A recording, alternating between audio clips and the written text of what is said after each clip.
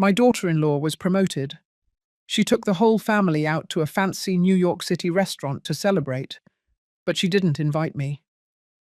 Hours later, I got her message.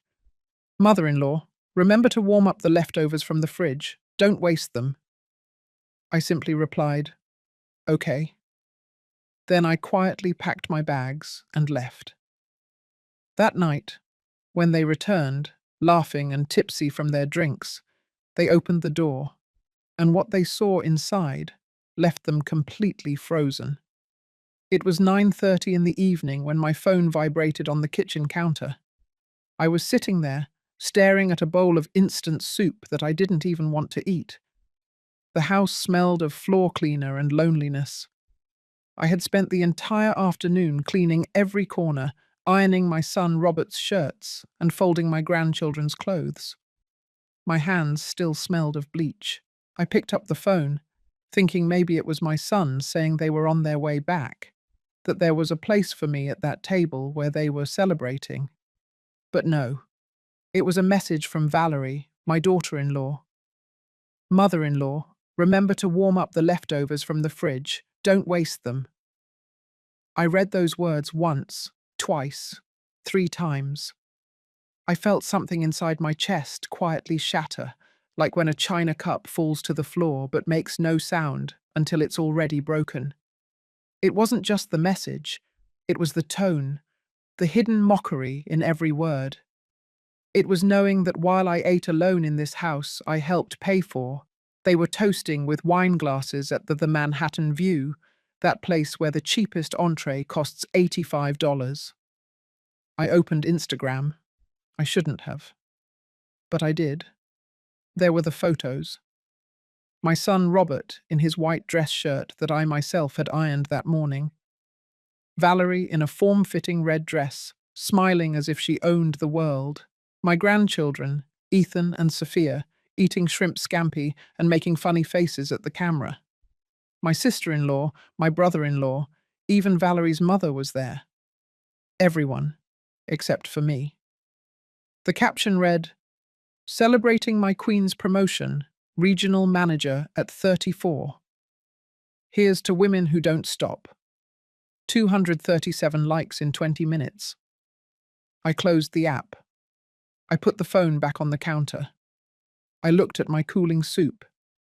And then, something strange happened. I didn't cry. I didn't scream. I didn't break anything. An icy calm completely washed over me, as if my body knew something my mind was still processing. I got up slowly, I walked to my room, and I opened the closet. Because what they didn't know, what no one at that table full of laughter and toasts imagined, was that I had been preparing for this moment for months. And this time, I wasn't going to heat up their leftovers. This time, I was going to disappear.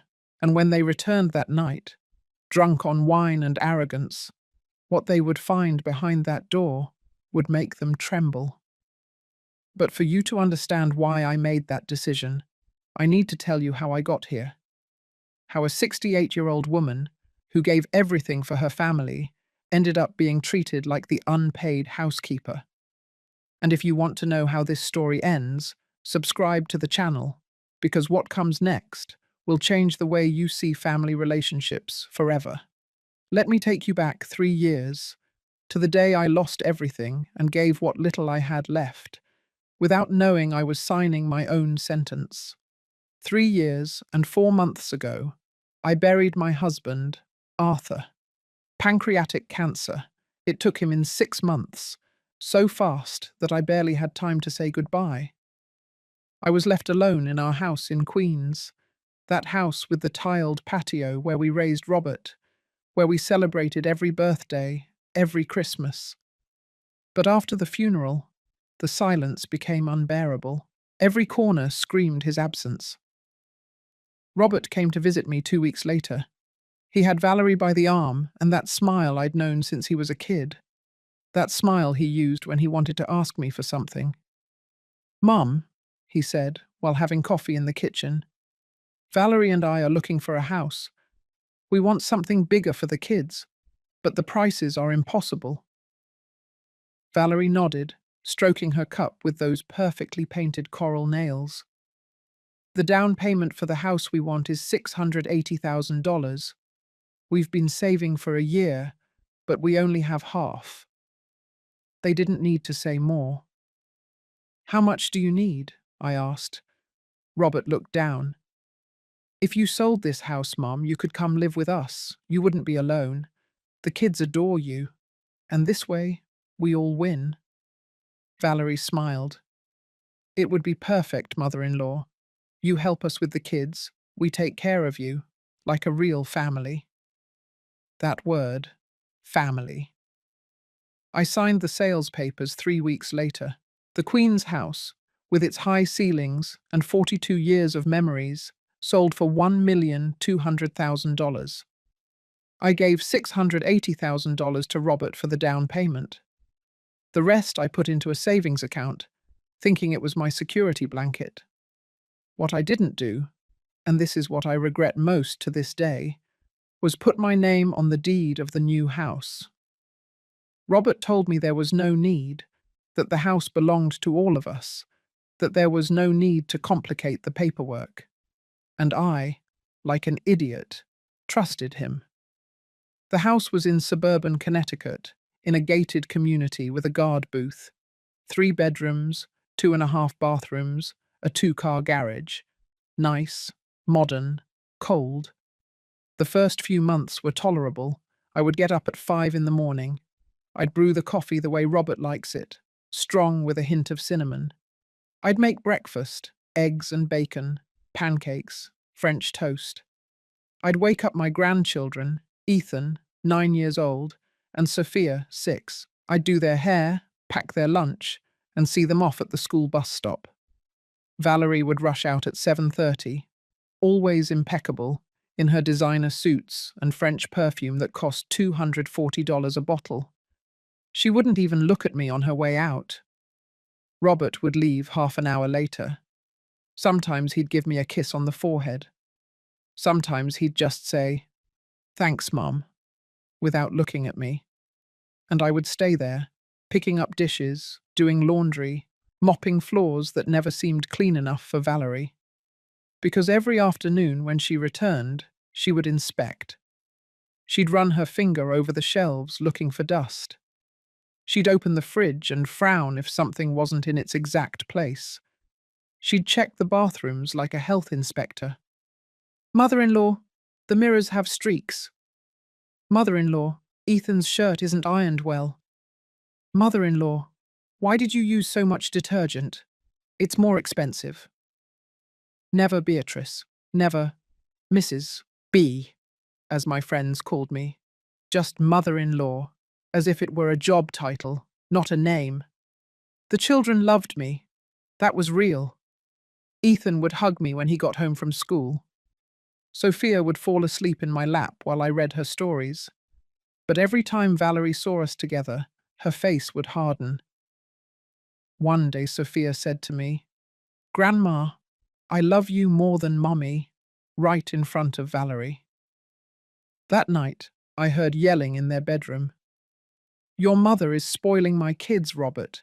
She gives them everything they ask for. She indulges them. She fills their heads with nonsense." "She's my mum, Valerie. Leave her alone." "Your mum? Or the maid who doesn't pay rent?" Silence. I waited for Robert to defend me, to say something, anything. But he didn't. And that's when I knew I had crossed an invisible line. I was no longer the helpful mother-in-law. I was the burden they endured. Months passed, and the humiliations became more subtle, but more constant. Valerie would organize family dinners and forget to tell me until the last minute. Her friends would come over, and she'd introduce me as Robert's mum who helps us with the house. Never as part of the family. They stopped including me in photos. At Christmas, when they took the family photo in front of the tree, Valerie asked me to take it. "Mother-in-law, you have a steadier hand." I stood behind the camera while they smiled like a Hallmark card. That photo ended up framed in the living room. I don't appear anywhere in this house. It's as if I were a ghost. And the worst part is that I started to feel that way. Invisible, dispensable, as if my only value were keeping the house running while they lived their perfect lives. But all that accumulated humiliation over 3 years, was nothing compared to what would happen on that night in March, the night I received that message about the leftovers in the fridge, because that night, something inside me woke up, and there was no turning back. It all started that Thursday morning, when Valerie practically floated down the stairs. She was wearing her pearl grey suit, the one she saved for big meetings, and a smile that lit up her whole face. "I did it!" she shouted as Robert came down behind her, tying his tie. "What happened, Mommy?" asked Sophia from the table, her mouth full of pancakes. "I got promoted, my love. Your mummy is the new regional manager of operations, the youngest in the company's history." Robert hugged her and lifted her off the floor. "I knew you would do it. I knew that job was yours." I was standing by the stove, flipping pancakes. "Congratulations, Valerie," I said sincerely, because no matter how tense things were, I didn't wish anyone ill. She barely glanced at me. "Thank you, mother-in-law," and she kept hugging Robert. "We have to celebrate," my son said. "Big time, as my wife deserves." "Shall we go to the Manhattan View?" suggested Valerie, her eyes sparkling. "That restaurant I told you about, the one with the view of Central Park." "Whichever one. Tonight we're sparing no expense." Ethan raised his hand as if he were in class. "Am I going too?" "Of course, champ. The whole family." My heart did a little jump. The whole family. That included me, right? I put the pancakes on the table and wiped my hands on my apron. "What time should I make the reservation for?" I asked, trying to sound casual. Valerie looked at me as if she had just realized I was still there. "Reservation for what?" "The table. For the family dinner." There was an awkward silence. Robert cleared his throat. Valerie exchanged a look with him, one of those glances that speak without words. "Oh no, mother-in-law," Valerie said with a smile that didn't reach her eyes. "It's an intimate dinner, you know. Just us, the couple, the kids, my mum, who's coming from Boston. Direct family. Direct family." Those words stabbed me in the chest like glass shards. "I understand," I said, and went back to the stove, even though there was nothing left to flip.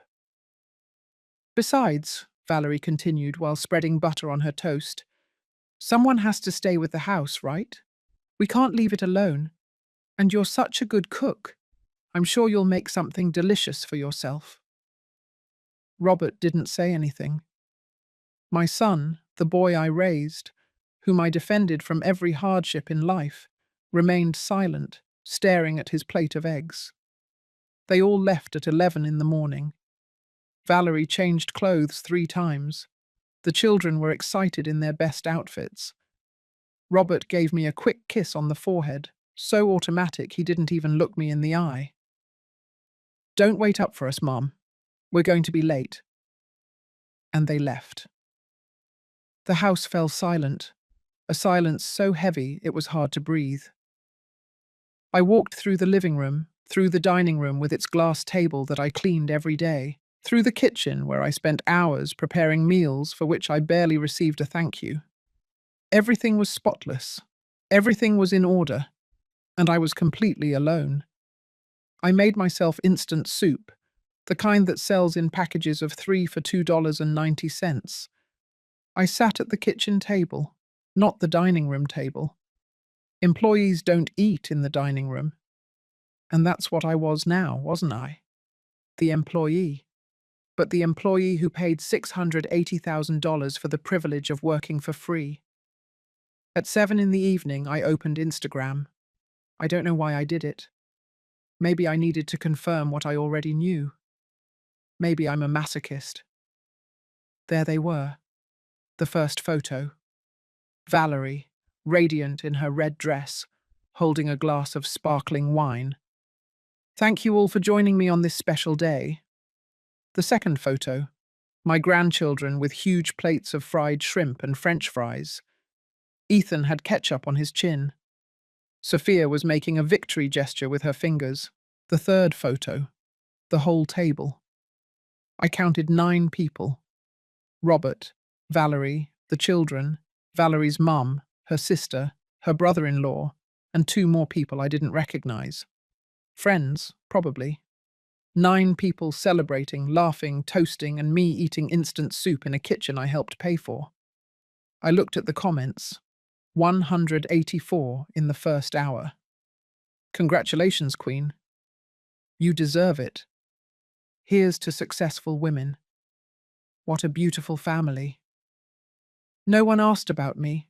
No one noticed someone was missing because I had been invisible for a long time. I closed the app, washed my bowl, dried the counter, and then my phone vibrated.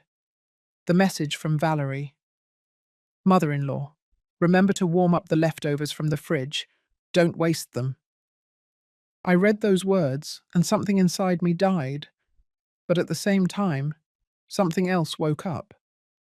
I opened the refrigerator. There they were. A rotisserie chicken, half-eaten from the day before yesterday, rice from Monday, vegetables I had bought and cooked. Leftovers.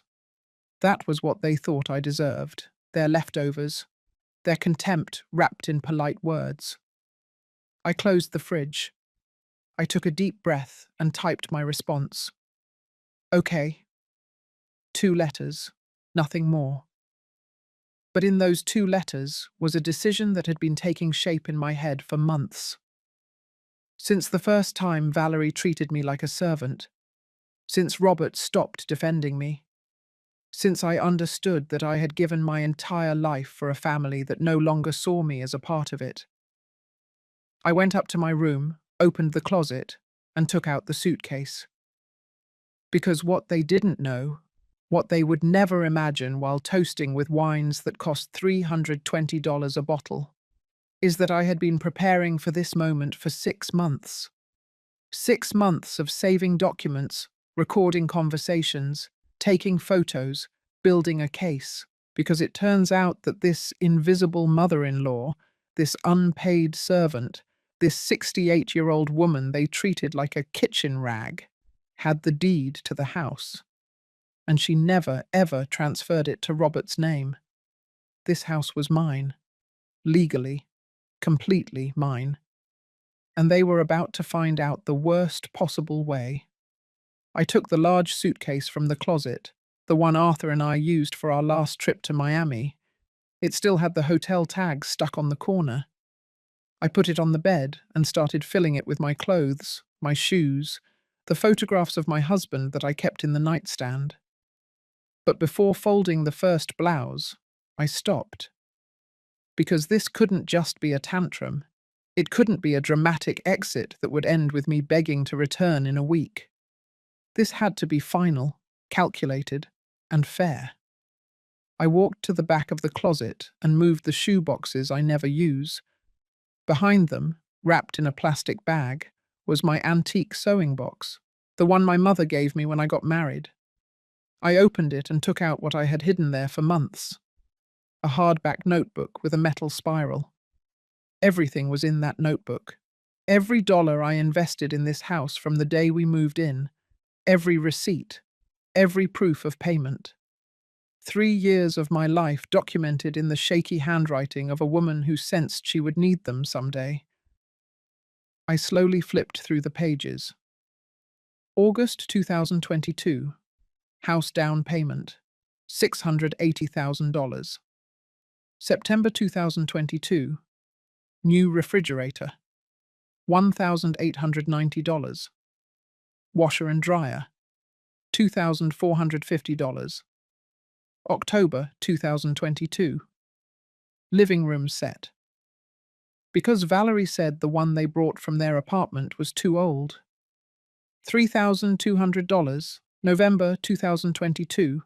Repair of the burst pipe, $870. The list went on and on and on. A 55-inch TV for the living room, $2,200. New mattresses for the bedrooms, $3,800.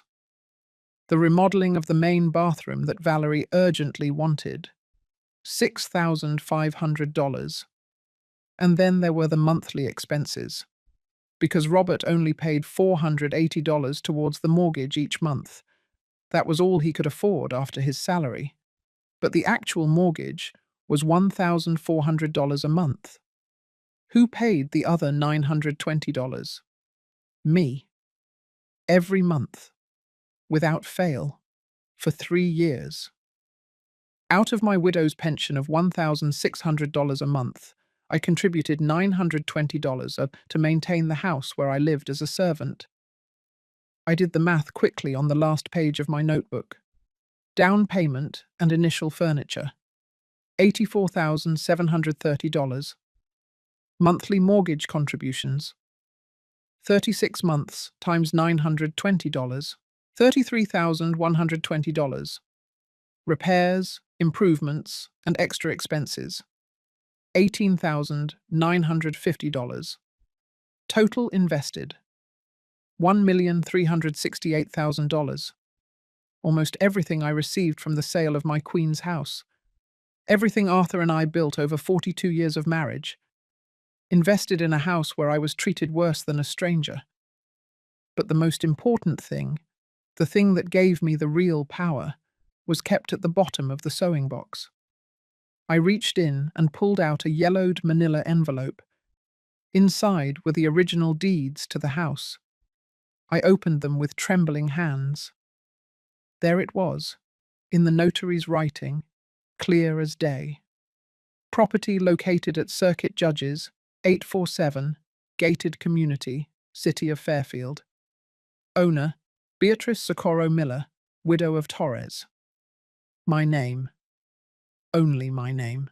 When we bought the house, the notary explained to me that since I put down the full down payment, the safest thing was to put everything in my name first.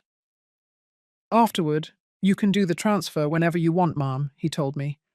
But this way, you are protected in case something happens. Robert agreed. It's better this way, Mom. Safer for you. And then we never made the transfer. He would ask me about it occasionally during the first few months. We have to go to the notary, Mom, to change the deed. But there was always something more urgent.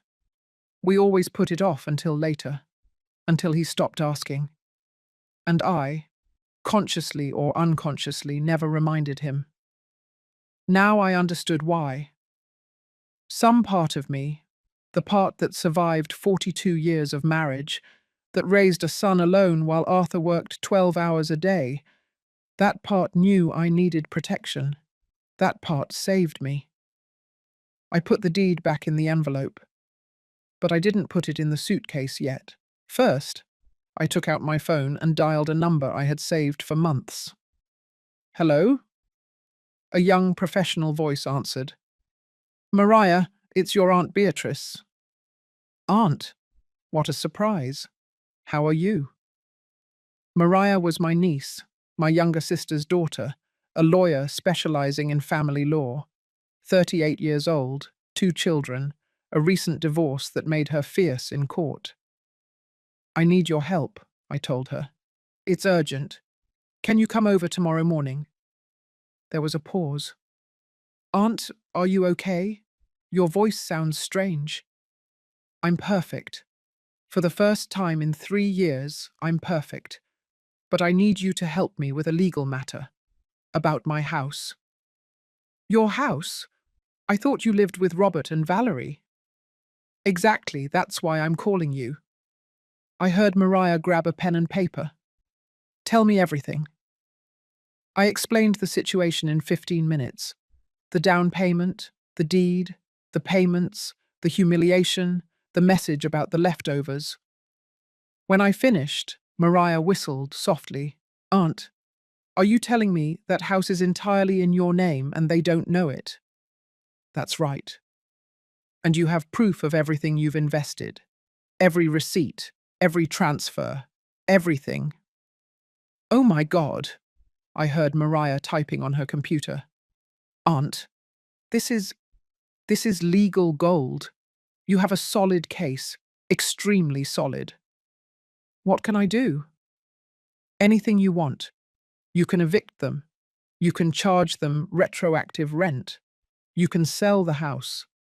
Legally, they are your tenants without a contract. They have no right to the property. I felt a smile spread across my face. Not a happy smile. A smile of justice. I'll be at your office tomorrow at 8 in the morning. I'll be waiting for you, Aunt. And bring all the papers, deeds, receipts, proof of payment, everything. I hung up and took a deep breath. Then I dialed another number. Hello? A rough, sleepy male voice answered. Mr. Harrison, it's Beatrice Miller. Sorry to call so late. Mrs. B, what's wrong? Are you all right? Mr. Harrison was my lifelong friend, a notary public for 30 years. He was the one who drew up Arthur's will and processed the deed for this house. I need you to review some documents tomorrow regarding the house in Fairfield. Did something happen? Let's just say I'm going to assert my rights. I heard Mr. Harrison shifting in his chair. Robert and his wife giving you trouble? You could say that. Oh, Mrs. B, I warned you not to transfer the house until you were sure. I know, my friend, and you were right. That's why I'm calling you. I need your advice. Tomorrow at 10 at my office. And bring everything. I'll be there. I hung up and dialed the last number. This was the hardest one. Beatrice? My friend Linda answered. What are you doing awake at this hour? Linda and I had known each other for 40 years. We were neighbours in Queens. Our children grew up together. She was widowed 2 years before me. Linda, is the room you were going to rent out still available? The one upstairs? Yes. Why? Can I move in tomorrow? Silence. What happened, honey? And then, for the first time all night, my voice broke. I can't do it anymore, Linda. I can't keep being invisible in my own house. You're coming tomorrow, Linda said in a firm voice. Any time you get here, I'll be waiting for you. I hung up the phone. And then, yes, I allowed myself to cry. But I didn't cry from sadness, I cried from relief. Because after 3 years of humiliation, I was finally going to get my dignity back. And they, all of them, toasting with expensive wines while I ate leftovers, were about to learn the hardest lesson of their lives. It was 10:15 in the evening. I still had time. According to Instagram stories, they were having dessert. A chocolate tower with raspberries that cost $34 per serving. I calculated they would get home past midnight, maybe 1 in the morning. I had 3 hours, maybe 4 if they kept toasting. I went back to my room and started packing for real. But not all my clothes, just the essentials. What was truly mine. Because I had learned something important in these 3 years. They had gotten used to everything that was mine also being theirs. The knitted blanket my mother gave me, the silver rosary Arthur bought me in New Mexico, the photos from my wedding, the books I had collected for years, my coffee maker that I brought from my Queen's house. Every item I put in the suitcase was a piece of my recovered identity, but there was something more important to pack. I opened my bureau drawer and took out a small digital recorder I had bought downtown 6 months ago. It cost $45 at an electronics store. The best investment I had made in years. Because it turns out that when you become invisible, people talk in front of you as if you don't exist. I connected the recorder to my old laptop and started copying the files to a USB stick. File 1. October 15th, 2024. Valerie's voice talking on the phone with her sister. No, seriously, it's like having a free maid. She gets up early, cooks, cleans, watches the kids. And the best part is I don't have to pay her or give her days off because she's family. Robert feels guilty sometimes, but I tell him she's better off here than alone in a nursing home. Her laugh. I remembered that laugh perfectly. File 2, November 23rd, 2024. A conversation between Valerie and Robert in the bedroom. I was cleaning the hallway. Your mum is getting really annoying, Robert. She wants to have an opinion on everything. How I raise my kids, what I buy at the store. She's my mum, Valerie. She just wants to help. Help is getting in the way. And every time the kids pay more attention to her than to me, my blood boils. Sophia told me the other day that Grandma cooks better than me. Do you realize what that means? Valerie, please. No, Robert. Seriously. When she dies, your dad left a good pension. She's served her purpose. Maybe it's time for her to find her own place. A small apartment or a nice senior community. I can't kick her out.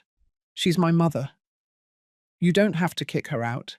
Just suggest that she would be happier somewhere else, for her own good. Silence from my son. And then, I'll think about it. I'll think about it. My son, my only son, was going to think about it. File 3, January 8th, 2025. Valerie with her friends in the living room, drinking wine while I prepared snacks in the kitchen. You have no idea how lucky I am. My mother-in-law does everything around the house, and I can focus on my career. That's why I got the promotion, because I don't have to worry about anything domestic. And she doesn't charge you. Charge me? She lives here for free. Of course she doesn't charge. Besides, she sold her house and gave the money to Robert. It's like her way of paying to live with us. More laughter. You're so smart, girl. Take advantage now while she can still work. When she gets really old, you'll figure out what to do. There were 17 files in total, 17 recordings of conversations where they treated me like merchandise, like a useful object they would eventually discard. I copied everything to the USB stick and saved another copy to my email just in case. Then I took something else out of the drawer. My old phone.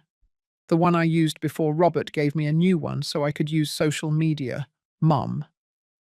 What he didn't know is that I never threw away the old one, and that I had taken photos on that phone. Photos of receipts Valerie threw in the trash. Screenshots of her social media where she showed off the house, the furniture, the renovations, always with the hashtag #MyHouse, personal achievements. My house, my achievements, never our house, never thanks to the family. I copied all the photos to the same USB stick. It was 11:45 in the evening. Instagram showed they were still at the restaurant. Now they were having coffee and brandy. I still had time. I went downstairs silently. The house was dimly lit, only the hallway light on, just the way I always left it so they wouldn't trip. I walked through the living room. I stopped in front of every piece of furniture I had bought. The 3-seater sofa, $3,200. The glass coffee table, $850. The wooden bookshelf where Valerie put her decorative plants, $1,200. But I wasn't going to take any of that. That wasn't my style. I wasn't going to empty the house like a thief in the night. I was only going to take what was indisputably mine. My clothes, my memories, my dignity, and the deed. I went back upstairs and finished closing the suitcase. It weighed quite a bit, but I could handle it. I sat on the edge of the bed and took out a sheet of paper and a pen. I had to leave them something. I couldn't just disappear without a word. But I also wasn't going to give them the satisfaction of seeing me beg or explain. I wrote in clear handwriting. Robert, For 3 years, I lived in this house as an invisible servant. I cooked, I cleaned, I watched your children, I paid bills, and I swallowed humiliations in silence. Tonight, while you celebrated Valerie's promotion and told me to warm up leftovers, I made a decision. I am no longer going to be the ghost of this family. You will find documents in your nightstand. Read them carefully. We will see each other soon with lawyers present. I have loved you all my life, but love doesn't mean letting people walk all over me. Mum. I folded the letter and placed it on his pillow, on his side of the bed. Then I took out the manila envelope with the deed. Inside, I placed a yellow sticky note. This house is in my name. It always has been. And I have proof of every dollar I invested in it. $1,368,000 exactly. See you at the notary's office. I left the envelope on Robert's nightstand, clearly visible. I checked my phone. 11:28 in the evening. The last story showed they were asking for the check. It was time to go. I carried the suitcase downstairs carefully. My 68-year-old legs protested, but they held up. I stopped at the front door. I took one last look at this house I helped build. The floors I mopped 1,000 times, the walls I painted when we moved in. The kitchen, where I prepared thousands of meals no one appreciated. I didn't feel sadness, I felt freedom. I locked the door. And for the first time in 3 years, I didn't leave the key in the deadbolt on the inside. I took it with me. After all, it was my house. I called an Uber from the corner. The driver, a man in his 50s, helped me with the suitcase. "Long trip, Mum?" he asked as he pulled away. I looked out the window at the house disappearing in the darkness. "No," I replied. "It's a trip back to myself." As the car drove through the empty streets of Fairfield, I imagined the scene to come. Robert, Valerie, the children, all entering the house with their cheeks red from wine and laughter, turning on the lights, calling out for me to tell me about the wonderful dinner they had, and finding silence. Going upstairs, confused, opening my room door, empty, entering their bedroom, seeing the envelope, reading the letter, and understanding everything. I smiled in the darkness of the car. Tonight, they would return laughing to a house they believed was theirs, and I would sleep peacefully for the first time in 3 years. At my friend Linda's house, knowing that I had finally recovered my voice. Tomorrow the legal war would begin, but tonight was just for me. To celebrate that the invisible servant had woken up, and she had claws. I wasn't there when they arrived, but Ethan told me everything 3 days later, when he came looking for me, crying at Linda's house. Let me reconstruct that night as my grandson narrated it to me, with tears rolling down his cheeks. It was 1:23 in the morning when Robert's car entered the gated community. The guard let them pass with a wave.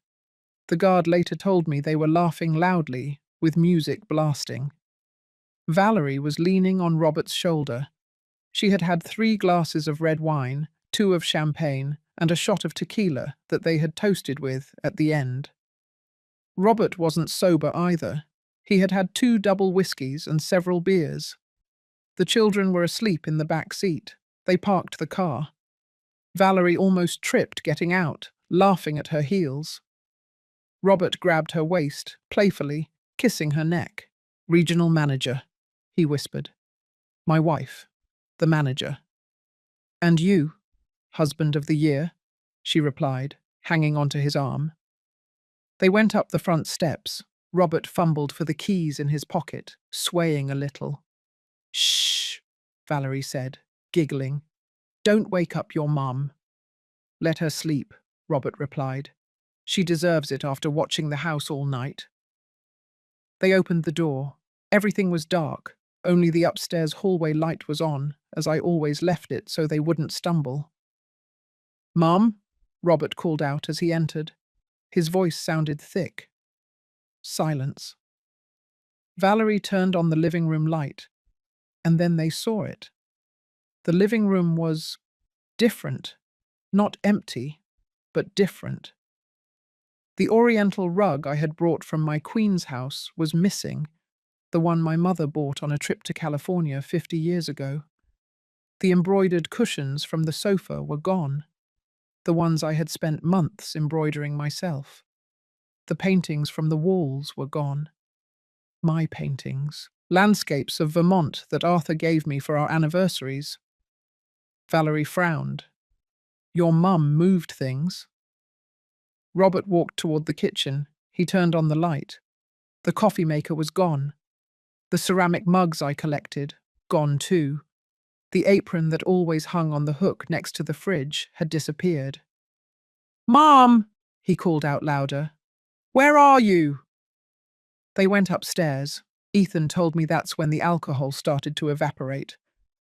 My door was slightly ajar. Robert pushed it open. He turned on the light. The bed was made. Perfectly made. Just the way I always left it. But empty. The closet was open. Empty of my clothes. Only the hangers remained. The nightstand was bare. No books, no glasses, no rosary. As if I had never existed in that room. "What the hell?" Valerie muttered behind him. Robert ran to the bathroom. My toothbrush was gone. My face cream, my comb, my cheap rose perfume. All gone. He returned to the room, and that's when he saw it. On his bed, on his pillow, a folded letter. He grabbed it with trembling hands. He unfolded it. Valerie read over his shoulder. Ethan told me that his father's face changed as he read, from confusion to disbelief, from disbelief to horror. "What does it say?" Valerie asked. "She left? Your mom left." But Robert didn't answer. He had seen the manila envelope on his nightstand. He opened it with clumsy fingers.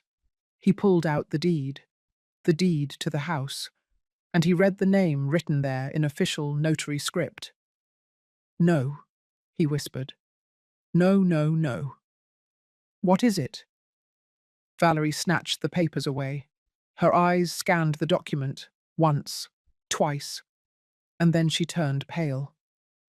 This can't be real." "The house is in her name," Robert said in a hollow voice. "The whole house. It was always in her name. But you paid the down payment." "You told me that." "She paid the down payment." Robert slumped onto the bed.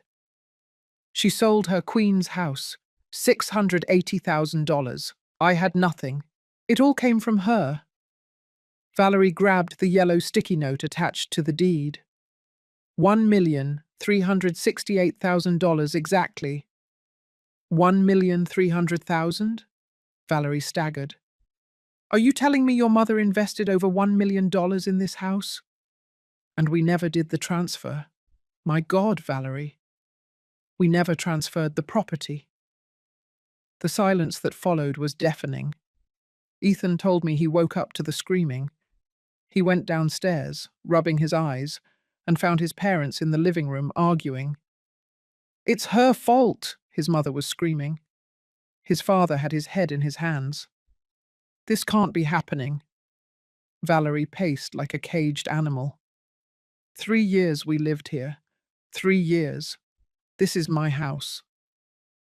"It's her house," Robert said in a dead voice. "Legally, it was always her house." "Then you demand that she give it to you. She's your mother. She has an obligation to—" "Obligation?" Robert looked up. His eyes were red. "Like the obligation we had to treat her with respect, to not exclude her from dinner tonight." Valerie was speechless. "We left her alone," Robert continued, and his voice broke. "In her own house. We left her eating leftovers while we spent $300 on wine. Robert? You sent her that message, that cursed message about warming up the leftovers in the fridge. Valerie opened her mouth. She closed it. She turned even paler. I didn't mean anything bad by it. It was just… What? A joke? Was humiliating her funny to you? For the first time in 3 years, my son defended my honor. But it was too late. Ethan was crying on the stairs, listening to everything. Sophia woke up and started calling for her grandma. Where is Grandma? I want my grandma. Robert dialed my number. Once, twice, 5 times, 10 times. I had silenced his contact. He sent messages. Mum, please answer. Mum, I'm so sorry, I didn't know. Mum, we can fix this, please. Mum, please don't do this. None received a reply. Because at that moment, I was at Linda's house, drinking chamomile tea with honey, wrapped in a clean blanket that smelled of fabric softener, sleeping the deepest, most peaceful sleep I had had in 3 years. Valerie tried one last tactic that night. Let's call a lawyer tomorrow. Surely we can challenge that deed. We've been living here for 3 years. That gives us rights, possession in good faith, or something like that. Robert looked at her with a mixture of disgust and disappointment. You still don't get it. She has everything documented. Every dollar, every receipt. And worse yet, he ran his hands over his face. She's right. We treated her like trash. I let you treat her like trash. He got up and walked toward the children's room. Ethan told me his dad hugged him that night and cried. He cried like he hadn't seen him cry since Grandpa Arthur died. I ruined everything, he told his 9-year-old son. I lost Grandma because I was stupid. That night, none of them slept in the house they thought was theirs. The house that was always mine. And while they walked through the rooms empty of my things, trying to understand how everything fell apart in a single night, I slept in peace. Because sometimes silence is the most powerful scream, and sometimes disappearing is the only way for them to finally see you. I woke up at 7 in the morning at Linda's house. Natural light streamed through the window. Birds were singing outside. The smell of freshly brewed coffee wafted up from the kitchen. It had been 3 years since I woke up without a knot in my stomach. I stretched in bed. No one was waiting downstairs to demand breakfast. No one would check if I had cleaned the bathroom properly. No one would give me orders disguised as suggestions. I was free. My phone had 32 notifications, 23 missed calls from Robert, 15 WhatsApp messages, 4 from Valerie, 2 from unknown numbers that were probably nosy relatives who had already heard about the scandal. I didn't open any of them. Instead, I opened Facebook.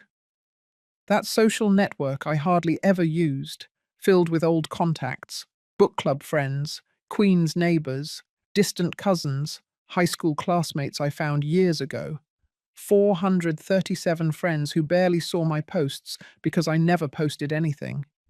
Until today. I typed with trembling fingers.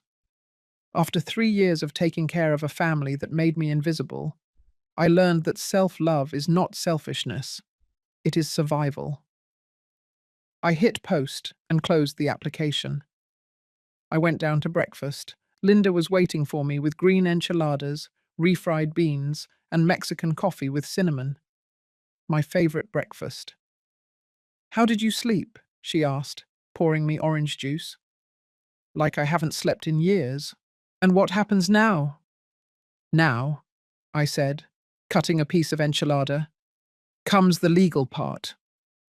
At 8 o'clock sharp, I was in Mariah's office. My niece greeted me with a big hug and a cup of coffee. Aunt, you're a legend. I didn't sleep last night thinking about your case. Did you bring everything? I took the manila envelope with the deed, the notebook with the receipts, the USB stick with the recording things, and the photos from the old phone out of my purse. Mariah spread everything out on her desk like a detective building a case. "This is it, Aunt. This is perfect. Your documentation is impeccable." She reviewed every paper with shining eyes, deed in your name, proof of payment, bank transfers, even recordings. She plugged the USB stick into her computer and listened to a few snippets of the recordings. Her expression changed from professional to indignant. Like having a free maid. When the old lady dies, she's served her purpose. Mariah clenched her fists. "Aunt, with this we can do whatever you want. Immediate eviction, collection of back rent, compensation for emotional distress. Tell me what you need and we'll do it."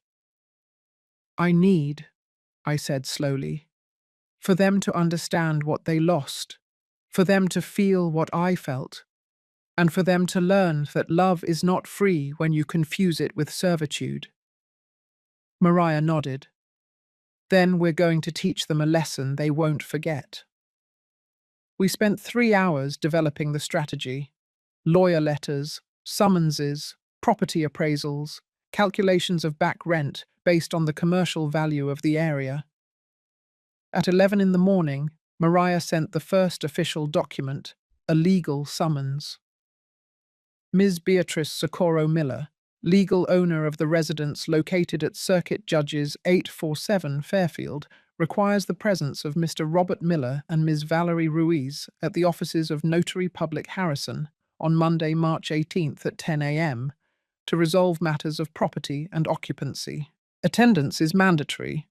Please present official identification. The email was sent at 11:47 a.m. Meanwhile, my phone kept vibrating. Finally, at noon, I checked the messages. From Robert. "Mom, please, we need to talk. This is a misunderstanding. I didn't know the house was in your name. It was never my intention to disrespect you. The kids are asking for you. Ethan is crying. Sophia doesn't understand what happened. Mum, you're my mum. We can't end like this." From Valerie. Mother-in-law. "I think this is all getting out of proportion. If the message last night bothered you, I apologize. It was a misunderstanding. Robert is very upset. The kids too. Please reconsider. Can't we talk like civilized adults?" I noticed the change in tone, from bossy mother-in-law to pleading mother-in-law, but I didn't reply. Instead, I opened Facebook. My post had 243 reactions, 189 comments. I started reading. "Beatrice, I didn't know you were going through this. I always saw you as such a strong woman. I'm glad you found your voice." Rose, my neighbor from Queens. "Friend, I've been living with my son and his wife for 2 years. I relate to this so much it made me cry. Thank you for sharing." Patricia, from the book club. "My mum went through something similar. She ended up in the hospital from stress. I wish she had your courage." A cousin I hadn't seen in years. "This touched my soul. All older women deserve respect, not crumbs." Guadalupe, a childhood friend. And so they continued. Comment after comment from women sharing their own stories, women who lived with their children, being treated as unpaid caretakers, women who had lost their homes, their savings, their dignity. My small post had become a refuge for silenced voices. At 3 in the afternoon, my sister called. "Beatrice, what is going on? Robert called me crying. He says you left the house." "I left my house," I corrected, "where I was living as a domestic worker." "But he's your son. It's family." "Family doesn't humiliate, Consuelo. Family doesn't make you feel invisible. Family doesn't send you mocking messages about warming up leftovers while they celebrate without you." Silence on the other end. "They did that." I told her everything. every detail of the last 3 years. When I finished, my sister was crying. "I'm sorry," she said. "I thought you were fine there. I thought it was a good arrangement." Everyone thought that, because I smiled and didn't complain. But smiling doesn't mean being happy. At 5 in the afternoon, my brother-in-law, Consuelo's husband, called Robert. He didn't answer. He left him a message that Robert later showed me. "Nephew, you made a serious mistake. Your mother is a woman of honor, and you treated her like a kitchen rag. Now face the consequences and learn your lesson." The cracks were starting to show. The family, who always assumed the children were right, began to question. At 7 in the evening, Linda's phone rang. It was the next-door neighbor from my old house in Fairfield. "Mrs. B, I just wanted to tell you that everyone in the community knows what happened, and you are completely right. I saw you every day taking out the trash, washing their car, grocery shopping, and they didn't even say thank you." "How did they find out?" The lady laughed. "Valerie went out this afternoon to buy something at the store. Her eyes were swollen from crying, and when Mrs. Carter asked her what was wrong, she exploded. She blamed you for everything, that you were ungrateful, that you left them homeless, that you were being selfish." I felt my blood boil. "And what did the neighbors say?" "Mrs. Carter told her that you were the owner of the house and had every right to leave whenever you wanted, that she would have done the same thing, and the other ladies said worse things." Valerie ran back to the house. For the first time in 3 years, the neighbors who silently witnessed my suffering raised their voices. That night, before going to sleep, I checked Facebook again. My post had 420 reactions, 352 comments, and something else. 23 women had sent me private messages telling me their stories. Stories of mistreated mothers-in-law, forgotten mothers, exploited grandmothers. "Beatrice," one wrote, "thank you for speaking up. You gave me the courage to leave my daughter's house. I'm looking for an apartment tomorrow." Another said, "I've been watching my grandchildren for free for 5 years while my daughter-in-law goes out and has fun. After reading your story, tomorrow I'm telling her she can't keep abusing me." My story, my pain, my broken silence was giving strength to other women to reclaim their voices. And that, more than any house or deed or money, filled my heart. Because it turns out my revenge wasn't just personal, it was collective. Robert texted me at 11 at night. "Mum, we received the lawyer's summons. Please don't do this. We're family." For the first time in 48 hours, I replied. "Family is what you build with respect, son, not with blood and obligations. I'll see you at the notary's office on Monday." And I turned off the phone because the storm was just beginning. And I, for the first time in years, was the lightning. The Sunday was the longest day of my life. Robert showed up at Linda's house at 9 in the morning. He rang the doorbell insistently until my friend opened the door. "You can't see her," Linda said firmly, blocking the entrance. "She's my mother, ma'am, please." She is a woman who is finally resting after 3 years of exploitation, and I am not going to let you disturb her. But I heard the voices from upstairs. I walked downstairs slowly. Robert looked terrible. Deep, dark circles, unshaven beard, the same wrinkled shirt from Friday. He looked like he had aged 10 years in 2 days. "Mom!" His voice broke when he saw me. "Robert, please, we need to talk." Linda looked at me. I nodded. "It's okay, let him in." We sat in Linda's small living room. She stayed close, like a silent guardian. Robert didn't know where to start. He ran his hands through his hair. He bit his lip. Finally, he spoke. "I didn't know the house was in your name." "I know. Why didn't you ever tell me?" That question. That cursed question. I told you, Robert. For the first 6 months, I reminded you every 2 weeks. Son, we have to go to the notary to make the transfer. Do you remember what you answered? He looked down. Later, Mum. We're very busy with the move right now. Next week, Mum. There's no rush, Mum. We're family after all. And then you stopped answering. And I stopped asking. Because a part of me, the wise part that survived 42 years of marriage, knew I would need that protection. Protection? From me? From your own son? From the situation, I corrected. From becoming what I became, a housekeeper in my own home. Robert covered his face with his hands. I never wanted you to feel that way. But I did feel that way. Every day. For 3 years.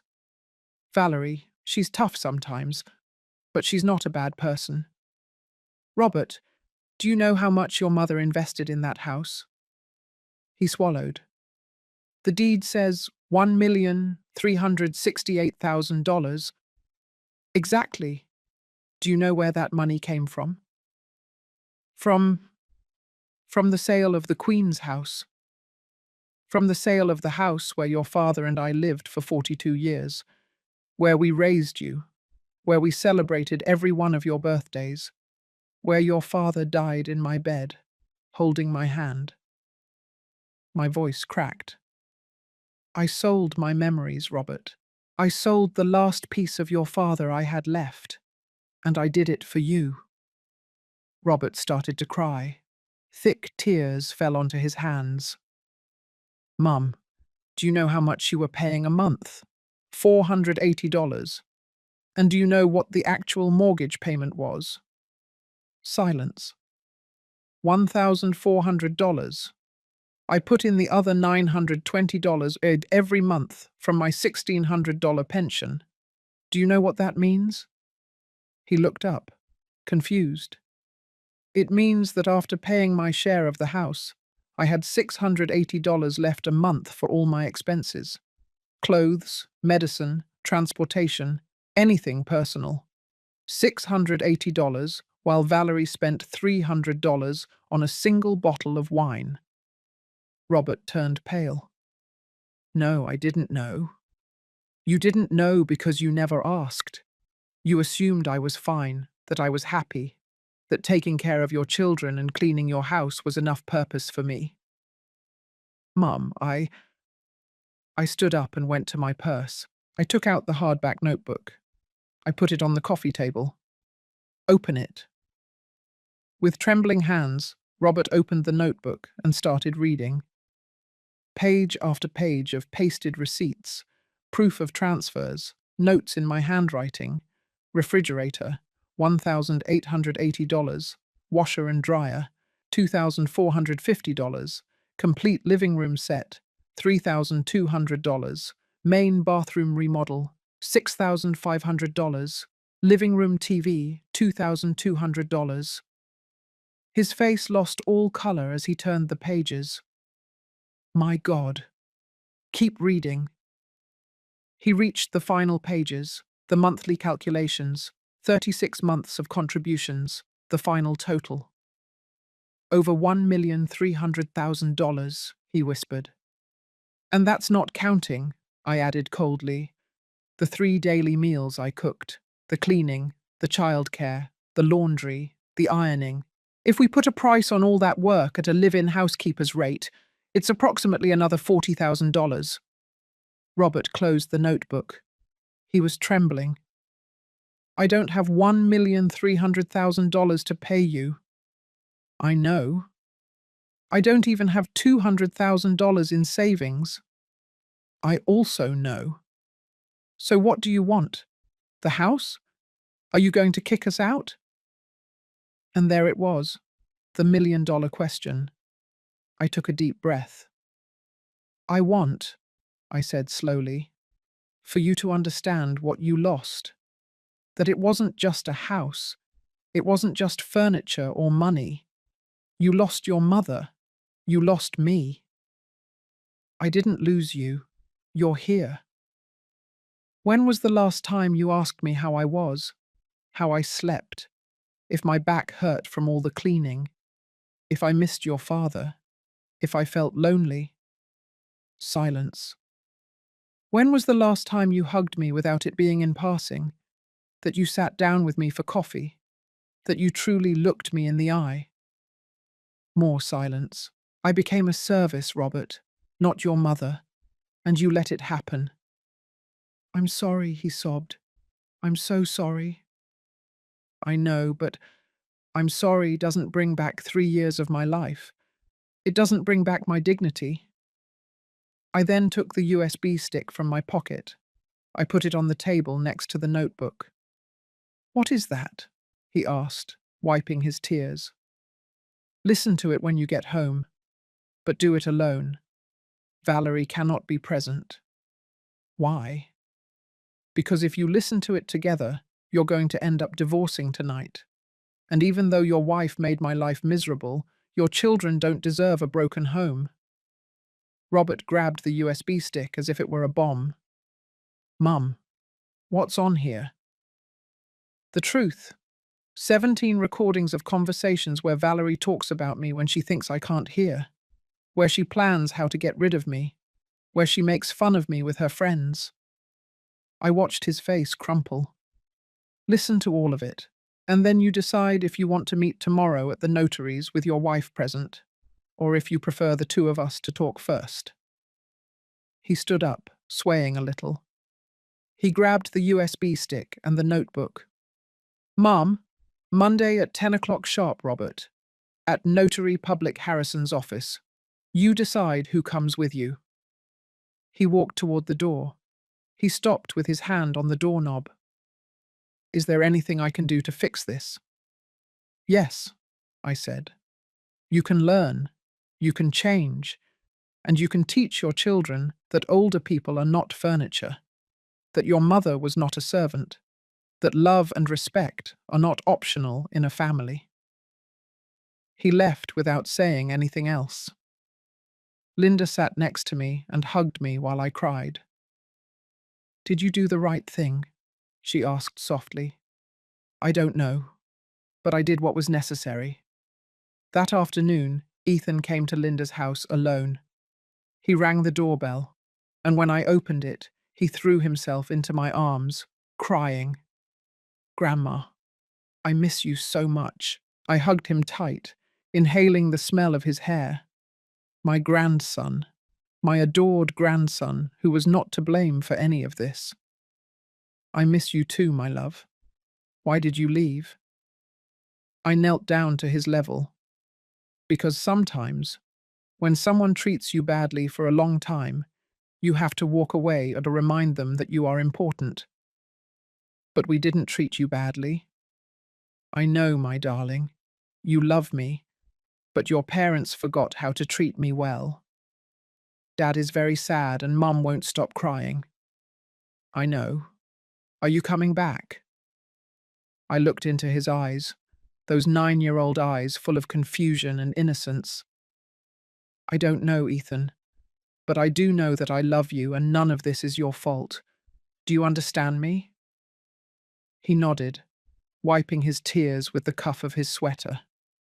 We spent 2 hours together. We ate cookies. I read him a story. We played dominoes like we used to. When Robert came to pick him up, my son's face was devastated. Did you listen to it? I asked from the doorway. He nodded without speaking. All of it? He nodded again. Then I'll see you tomorrow. That night I didn't sleep well, because I knew the next day would define everything.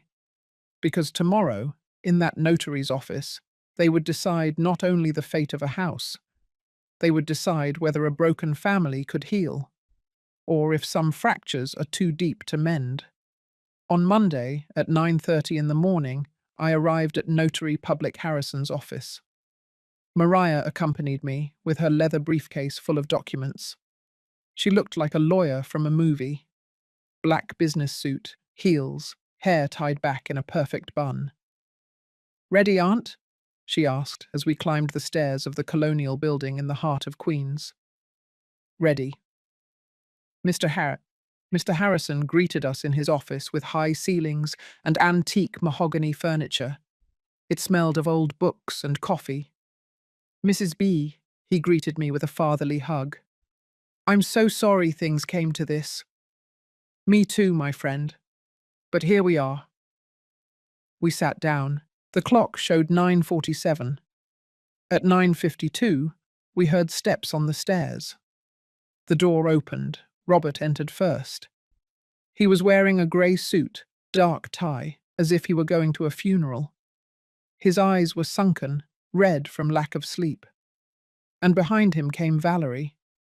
But not the usual confident, arrogant Valerie. This Valerie was wearing a conservative navy blue dress, no cleavage, no stilettos, flats, minimal makeup, her hair tied back in a simple ponytail. She looked like a scolded child. She saw me and immediately looked away. Interesting. Good morning, Robert said in a hoarse voice. Good morning, I replied. They sat on the other side of the table, Mr. Harrison at the head. Mariah took documents out of her briefcase with precise, professional movements. Well, Mr. Harrison began, putting on his glasses. We are here to resolve a situation of property and occupancy. Ms. Beatrice Miller is the legal owner of the residence located at— We know, Valerie interrupted. Her voice sounded strained. We already know everything. Mariah raised an eyebrow. Oh, really? Do you know that my client has invested $1,368,000 in that property? Yes. And that you, technically, have been living without a lease agreement for 3 years? Valerie clenched her fists on her lap. Yes. And that my client has the legal right to request immediate eviction, collect back rent, and sue for emotional distress. That's when Valerie looked up.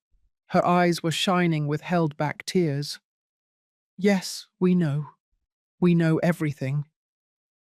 The silence that followed was dense. Robert cleared his throat. Mum, I listened to the recordings. All of them? All of them. It took me 4 hours, and each one destroyed me a little more.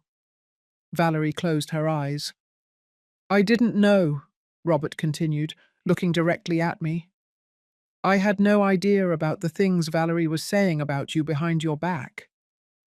Robert, Valerie murmured.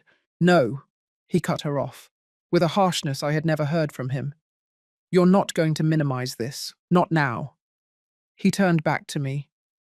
Mum, I heard how she talked about you with her friends, how she mocked you, how she planned— He ran his hands over his face. How she planned to convince me to send you to a senior community when you were no longer useful. Valerie sobbed. No, I didn't mean that. It was frustration. I didn't mean— You didn't mean it? Robert's voice rose. There's a recording from October where you tell your sister, verbatim, as soon as the old lady gets sick or starts with dementia, we'll send her to a cheap assisted living facility and keep the house completely. You didn't mean that either. Valerie's face crumpled. Mariah, smelling blood in the water, took out her laptop.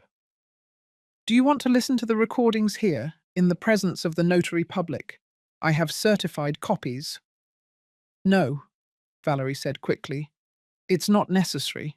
Oh, I think it is, Mariah said with a shark-like smile. Because my client not only has recording, she also has testimonies from neighbors about the treatment she received, photos of humiliating messages, and a detailed record of psychological abuse and financial exploitation. Valerie turned completely pale. Financial exploitation, Mariah repeated, is a crime, especially when it involves seniors. We could not only win the house, Miss Ruiz. We could take this to the criminal court. No, Valerie stood up abruptly. Please, it's not necessary. I'll do anything. Sit down, Robert ordered. Valerie collapsed back into the chair, trembling. Mr. Harrison, who had been silently observing everything, spoke in a grave voice. Miss Valerie, I've known Mrs. Miller for 30 years. She's a woman of honor, and you, forgive my frankness, treated her like trash. Valerie buried her face in her hands. I know, she whimpered. I know, and I'm sorry. I'm so sorry. Are you sorry? I finally asked. My voice came out colder than I expected. Are you sorry you humiliated me? Or are you sorry you got caught? She looked up. Mascara was running down her cheeks. I'm sorry for both. I'm sorry I was cruel. I'm sorry I treated you like a servant. And I'm sorry to have been exposed like this, because it forced me to see the monster I became. That surprised me. I expected excuses, justifications, not self-criticism. Valerie continued, wiping her tears with trembling hands. I grew up poor, Mrs. Miller. Very poor. My mum worked as a domestic helper her whole life, and when I managed to get out of that poverty, when I got my career and my position, I think I became exactly what I hated the most, the bosses who treated my mother badly. And the worst part is I did it to you, to the woman who helped us get a house, who took care of my kids, who gave me a home. I was the worst version of myself with you. Robert looked at her with a mix of pain and disappointment. Why? He asked. Why did you treat her like that when you knew how your own mother felt? Because I was afraid, Valerie admitted through sobs. Afraid the kids would love you more. Afraid Robert would see that you were a better mother, a better cook, better at everything. Afraid of looking like the useless daughter-in-law who needs her mother-in-law to keep her house running. She closed her eyes. So I treated you badly to feel superior, to remind myself that I was the owner of the house, the one in charge, the successful one. And you were just the mother-in-law living with us. But it wasn't my house. It was your house, the one you paid for, the one you built. And I was so stupid, so blind, so cruel, that I didn't see it until you left. Mariah looked at me, waiting for my signal. I knew she wanted to destroy Valerie legally. She had all the tools to do it. But something in Valerie's confession, in her broken voice, made me stop. Does your mother know how you treated me? I asked. Valerie shook her head. If she finds out, she'll disown me. She adores grandmothers. She always told me, treat your mother-in-law how you would want your mother to be treated. Wise advice, I said coldly. Too bad you didn't listen to it. I know. Mr. Harrison drummed his fingers on his desk. All right. We need to resolve the practical situation. Ms. Miller has 3 legal options. Mariah spread documents on the table. Option 1. Immediate eviction. You have 30 days to vacate the property. Ms. Miller recovers her house. Valerie turned pale. Option 2. Full purchase. You pay Ms. Miller $1,368,000 within a period of no more than 90 days. The deed is transferred. The house becomes legally yours. Robert shook his head. We don't have that money, nowhere near it. Option 3, Mariah said, and looked at me.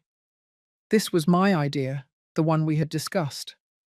Property division and cohabitation agreement. What does that mean? Robert asked. I took a deep breath. This was the moment.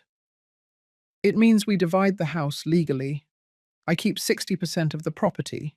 You keep 40%, registered with the notary and completely legal. But Valerie frowned, confused. 60-40?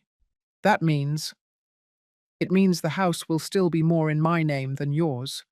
But you will have something. You won't be homeless. And where would you live? Robert asked. I'm not coming back to that house, I said firmly. I'm staying where I am. but my 60% has conditions. Mariah unfolded another document. Ms. Miller will rent her percentage of the house to a family she personally selects. Tenants who will live in the house with you. You will share common areas. They will pay a monthly rent of $850 that will go directly to Ms. Miller. Valerie's eyes widened. You want us to live with strangers? I want you to learn what it feels like to share your space with someone you didn't choose, I replied. I want you to understand the discomfort, the lack of privacy, having to be polite to people who are in your house. Robert understood immediately. Like how you felt with us. Exactly. And the other condition? He asked. Family therapy, I said.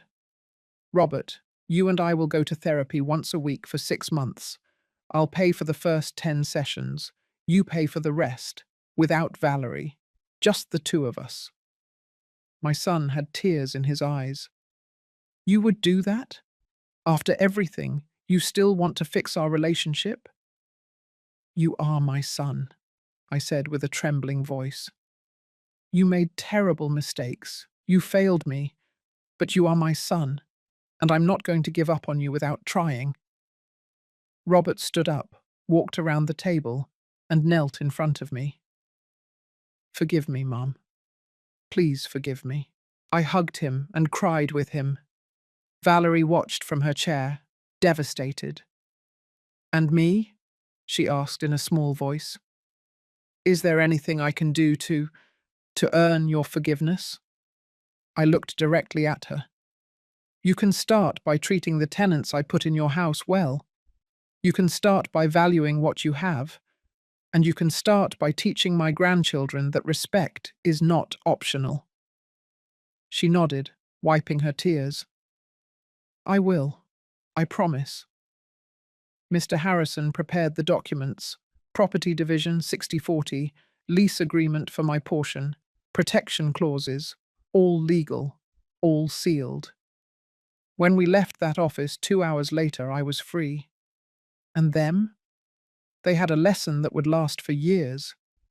Because sometimes justice isn't about destroying. Sometimes it's about making you live with the consequences of your actions every single day. 2 weeks after that meeting at the notary's, I was sitting at a coffee shop in Queens with Teresa Green, a 52-year-old elementary school teacher and widow. She had 2 children, Michael, 14, and Andrea, 11. She had been looking for a home for 3 years after her husband died in a car accident, and she had to sell their apartment to pay medical debts.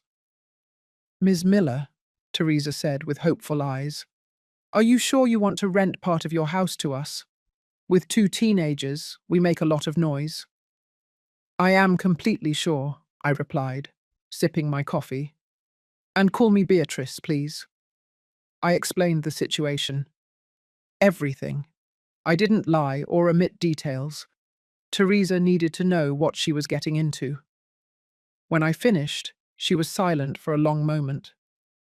So, she finally said, you want my family and me to be your living lesson for your son and daughter-in-law? I corrected, you to have a decent home. And yes, incidentally, for my family to learn empathy. Teresa smiled. Sounds fair. When can we move in? A week later, on April 1st, the moving truck arrived at Circuit Judge's 847. I went to supervise. It was my right as a co-owner. Valerie opened the door. Seeing me, her face went through 10 different emotions, but she forced a smile. Mother-in-law, please come in. Beatrice, I corrected. Call me Beatrice. Beatrice, she repeated, swallowing hard. Behind me came Teresa, Michael, and Andrea. The children looked at the house with wide eyes. It's huge, Andrea murmured. It's nice, Michael agreed. Robert appeared from the kitchen. He looked better than he did at the notary's, but he still carried guilt in his eyes. Mum, he greeted me. Then he looked at Teresa. You must be Ms. Green. Teresa is fine, she said. extending her hand. Thank you for having us. We didn't have a choice, Valerie muttered so quietly it was barely audible. Almost. I stared at her. She looked down. I'm sorry. That was an unnecessary comment. Welcome to the house. I showed them the rooms that were theirs, according to the agreement. A large bedroom for Teresa, a smaller one for Michael, and Andrea would share with Sophia, by the girl's own decision. Can I really share with someone? Sophia had said when we suggested it. I always wanted a sister. The kitchen, living room, and dining room would be shared spaces. That's where things got interesting. That first night, Teresa made dinner, chicken enchiladas with green sauce. The smell filled the house. Valerie came downstairs looking confused. What is that smell? Dinner, Teresa said cheerfully. I made extra in case you'd like to join us. I saw Valerie's face. That look of "this is my kitchen," of "I didn't invite you to cook here." But she bit her tongue, because she knew it wasn't just her kitchen anymore. Thank you, she said with effort. It smells delicious. They all ate together. Robert, Valerie, Ethan, Sophia, Teresa, Michael, and Andrea. A full table of strangers learning to coexist. Ethan and Michael connected over video games. Sophia and Andrea became inseparable in 30 minutes. Children don't have the prejudices of adults. But Valerie quietly picked at her food, uncomfortable at her own table. And I, sitting at Linda's house 3 miles away, imagined the scene with a smile. Weeks passed. Robert and I started therapy. The first day was devastating. We both cried through the entire session. I let her get lost, he told me. I let our bond break because it was easier to keep the peace with Valerie than to defend you. And I let it happen, I admitted, because I was afraid of being alone. I was afraid that if I protested, they would kick me out and I would have nowhere to go. The therapist, Dr. Monroe, looked at us with compassion. Fear makes us allow intolerable things, she said. But you two still have a chance to rebuild. And slowly, session after session, we started to do it. Robert started calling me, not just for house matters or the agreement. He called to ask me how I was, what I had eaten, if I had slept well. Simple things he hadn't done in 3 years. One day he came to Linda's house with flowers. Just because, he said. Because you're my mum and I love you. I cried, hugging those flowers all afternoon. Meanwhile, in the Fairfield house, the cohabitation created revealing situations. Teresa told me everything in our weekly calls. Yesterday, Valerie got mad because Michael used too much hot water in his shower, Teresa told me, laughing. I politely reminded her that we pay our rent on time and have the right to hot water. She turned red, but didn't say anything else. And Robert? Robert is kind. He helps. On Saturday, he played basketball with Michael and Ethan in the yard. I think he's learning. There were also beautiful moments. Andrea was having trouble with math. Valerie, who was an engineer by training, helped her with her homework without anyone asking. Thank you, Ms. Valerie, Andrea had said with a smile. And Valerie, Teresa told me, cried afterward, because for the first time in months, someone had sincerely thanked her for something.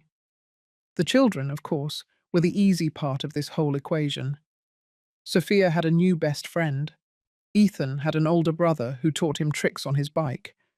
And both of them, in their childish innocence, were rebuilding bridges that the adults had burned. One Sunday, a month after the move, Robert invited me to lunch. At the house, he said. Teresa is making mole. She says it's your favorite. I hesitated. Mum, Robert pleaded, please, the kids miss you. And I need you to see that I'm trying. I went. I entered that house with my heart pounding. I hadn't been there since the night I left. Everything looked the same, but different. There were Andrea's drawings on the fridge, Michael's bike on the porch, voices, laughter, life. Grandma! Sophia ran to hug me. You came! Ethan hugged me too, taller than I remembered. I missed you, Grandma. Teresa welcomed me with a hug. Come in, Beatrice. Your house, your table. Valerie was in the kitchen. She saw me and nervously wiped her hands on her apron. Beatrice, she said, thank you for coming. Thank you for inviting me. We looked at each other. Two women who had been at war. Two women who were not yet friends, but were learning to coexist. The mole smells delicious, I said. Teresa taught me her recipe, Valerie admitted. It's better than mine. It was the first time I had heard her admit that someone did something better than her. We all sat down to eat, 7 people around a table. Michael told a joke. Andrea sang a song she learned at school. Ethan showed off his report card. Sophia showed a drawing she made of her new big family. Everyone was in the drawing. Teresa, her kids, Robert, Valerie, the children, and me in the center, with a crown drawn on my head. You're the Grandma Queen, Sophia explained, because you made us all be together. I broke down. I cried in front of everyone. Robert grabbed my hand. Thank you, Mum, for not giving up on us. Thank you, I whispered, for finally seeing me again. After lunch, Valerie asked to speak to me alone. We went out to the small backyard, the same one where I used to hang the clothes. Beatrice, she began with a trembling voice. I know I have no right to ask you for anything. I know I hurt you in unforgivable ways. But I want you to know that I am in therapy, individual therapy, working on my insecurities, my need for control, everything. I'm glad to hear that, I said sincerely. Teresa is teaching me a lot, she continued, about humility, about gratitude. She lost her husband. She lost her home. And yet she smiles every day. She's grateful for what she has. And I had everything. And I never stopped complaining. She wiped away a tear. I'm not asking you to forgive me. I'm just asking you to let me try to be better, to see that I'm trying.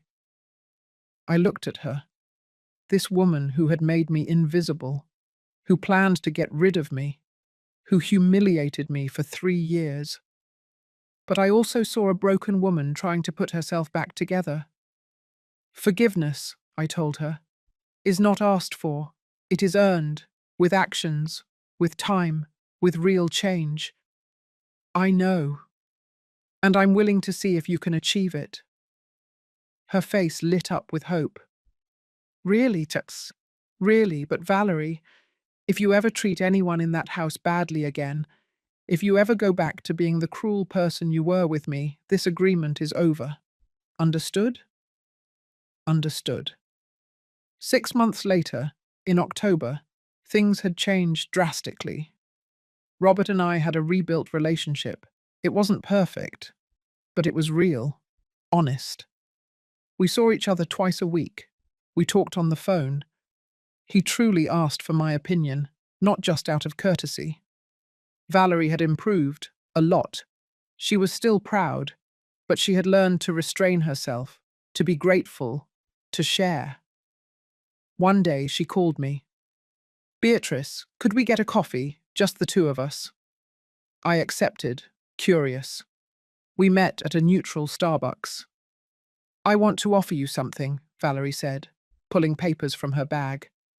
I've been saving and I talked to the bank. I can get a loan. I want to buy your 60% of the house from you in 5 years, with monthly payments of $2,300. It's all calculated here, with fair interest. I stayed silent, reading. Why? I asked. Because it's the right thing to do, she said simply. It's your house, your investment, your sacrifice, and we've been living off your generosity for too long. I thought you wanted to keep the house for free, I said with an ironic smile. The Valerie of a year ago did, she admitted. Today's Valerie wants to earn things, wants to pay what she owes, wants to sleep without guilt. I looked at the numbers. It was a fair offer, very fair. And Teresa and her kids? We offered them to stay as our official tenants if you agree to sell. With a real contract, fair rent. They accepted. The kids are inseparable. And Teresa became my friend, my external conscience. I smiled. All right, I said. I accept. Valerie exhaled, relieved. Thank you for giving me this opportunity, for not destroying us when you could have. I don't gain anything by destroying you, Valerie. I gain by seeing my family heal. Today, a year and 3 months after that night when I left with my suitcase, I am sitting in my small rented apartment in downtown Queens. I am 69 years old. I teach knitting classes on Tuesdays and Thursdays at the community center. I go to therapy once a month for myself. I go for walks with Linda every morning. Robert comes to visit me every Sunday. Sometimes he brings the children. Sometimes he comes alone and we cook together like when he was a boy. Valerie texts me occasionally. Photos of the children, recipes she tried, small gestures that show she is trying. Teresa and I are close friends. Her children call me Aunt B. And the $850 in rent I receive every month, plus the $2,300 from Valerie's payment plan, allow me to live with dignity, with independence, with peace. Did I get my family back? Not entirely. Some wounds left permanent scars. But I got something more important back. I got myself back. I recovered my name, my voice, my right to be treated with respect. And I learned that sometimes the most important love is not the one you give, it's the one you give to yourself. Last week, Sophia gave me a new drawing. It was me, standing in front of a house, with a suitcase in my hand and a smile on my face. Underneath, she wrote in uneven letters, "My Grandma Beatrice, the bravest woman I know, because she knew how to leave when she needed to, and come back when she was ready." I have it framed in my living room, because that 7-year-old girl understood what many adults never understand. That staying where you are hurt is not love, it's habit. And breaking that habit, even if it hurts, even if it scares you, even if it makes you feel selfish, is the most loving act you can do for yourself. Today I sleep peacefully, in my bed, in my space, in my life. And when I look in the mirror, I finally see what I was looking for 3 years. A visible woman, a valuable woman, a free woman. It's Sunday afternoon. I'm in Central Park with Ethan and Sophia. We bought soft-serve ice cream and sat under a tree. "Grandma," says Ethan, now 11 years old and with a voice that is starting to change. "Do you regret leaving that night?" "Never," I answer without hesitation. "Not even a little bit. Not even a little bit. Because leaving saved me.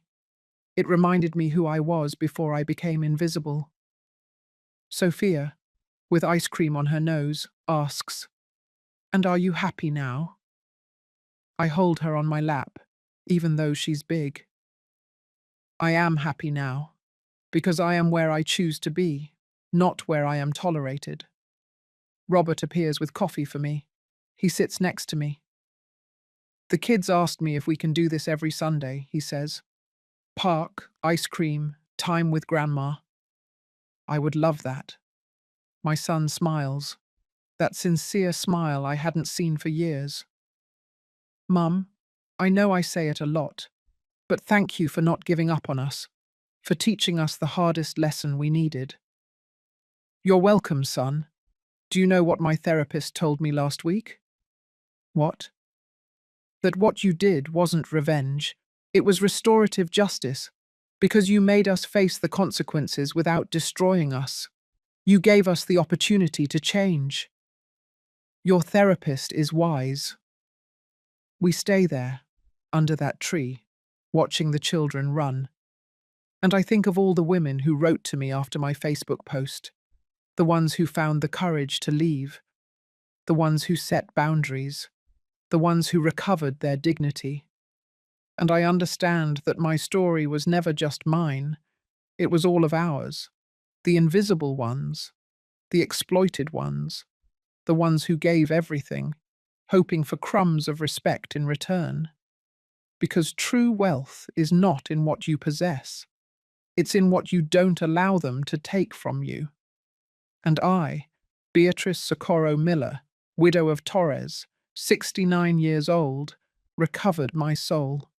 And no one will ever steal that from me again. If this story touched your heart, if it made you reflect on self-worth, or if you know someone who needs to hear it, leave me your comment. Tell me where you're watching from. And if you ever had to choose between staying where you're hurt or leaving to save yourself, give it a like if this story reminded you that it's never too late to reclaim your dignity. And subscribe to the channel, because here we will continue to share real-life stories of brave men and women who chose to respect themselves. Because at the end of the day, the most important lesson is this: the love that doesn't include respect is not love, it's habit. And habits that hurt you are meant to be broken.